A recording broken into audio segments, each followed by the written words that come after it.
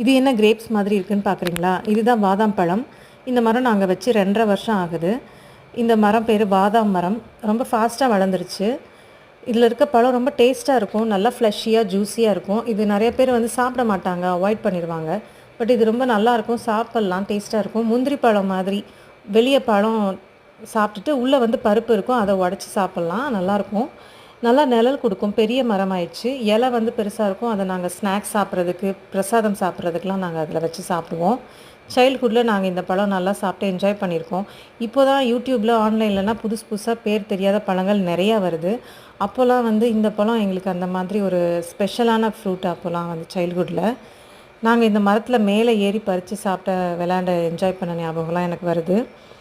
இதை இந்த பருப்பை உடச்சி நான் ஸ்வீட்ஸ்லலாம் கூட போட்டு சாப்பிட்ருக்கோம். நெய்யில் வறுத்து ஸ்வீட்ஸ்லலாம் போட்டு சாப்பிட்ருக்கோம். ரொம்ப டேஸ்ட்டாக இருக்கும். நீங்களும் இதை ட்ரை பண்ணி பாருங்கள். இதுக்கு தொழு உரம் தான் கொடுக்குறோம். அதில் எல்லா சத்தும் கிடைக்குதுல, எல்லா சத்தும் மரத்துக்கு தேவையான எல்லா சத்தும் கிடைக்குது. நெக்ஸ்ட் டைம் இந்த பழத்தை நீங்கள் பார்த்தா சாப்பிடுங்க. கண்டிப்பாக ட்ரை பண்ணுங்கள். இந்த வீடியோ உங்களுக்கு பிடிச்சிருந்தனா சப்ஸ்கிரைப் பண்ணுங்கள். Happy gardening.